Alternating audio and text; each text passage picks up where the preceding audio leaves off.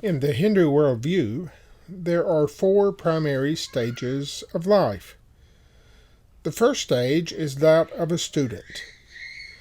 Between the ages of 8 and 20, the student studies religious works, laying that religious foundation for life.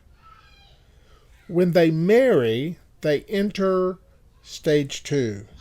This usually occurs at about age 20, and in this time period, the person fulfills the demands of society by observing caste duties, marriage, occupation, and childbearing.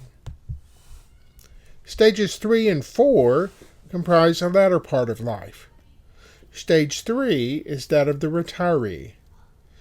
Only when a person has a son to whom he can turn over responsibilities can the individual cease being a householder and move on to the retiree stage of life.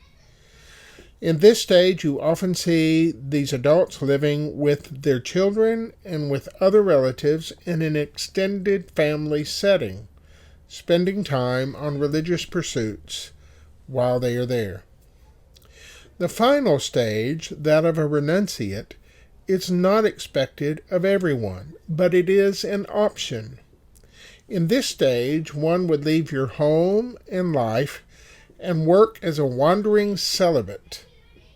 This homeless holy man type of life is done for the purpose of freeing oneself from all attachments, thus ending rebirth and attaining moksha. In Hindu life, there are typically four particular aims. The first is that of dharma, or social and religious duty. All Hindus are expected to choose the goal of dharma and live according to the duties of their caste. Secondly, artha, economic security and power. In this respect, you are pursuing politics or the material world, commercial, business, and this is the goal of life, success.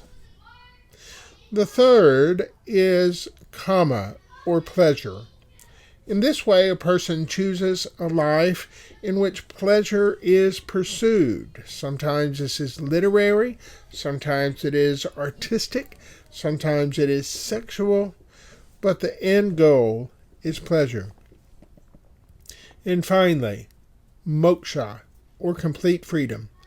This is the highest of the goals, and it is for those who have grown tired of the other pursuits, perhaps in previous lifetime or in their own, and who now seek release from the wheel of reincarnation.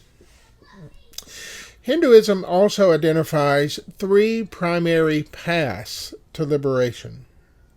The first is the path of knowledge. This is an excellent path for those to whom intellectual reflection comes very easily. In this path, you would focus on daily learning, the practice of meditation, and it's usually undertaken by the top caste, the Brahmin caste. The second path is that of actions or works. This path is excellent for those to whom practical actions and caste expectations come very easily. In this path, you would focus on the daily household rituals, public ceremonies, and social requirements. The third is the path of devotion. This is an excellent path for those to whom emotional attachment comes very easily, and it focuses on daily worship and service to particular deities. Finally, in Hinduism, you see the idea of a guru. This is one of the most common practices in Hinduism, for you would sit at the feet of the teacher, which is what guru literally means, sitting at the feet, and you would learn from that teacher.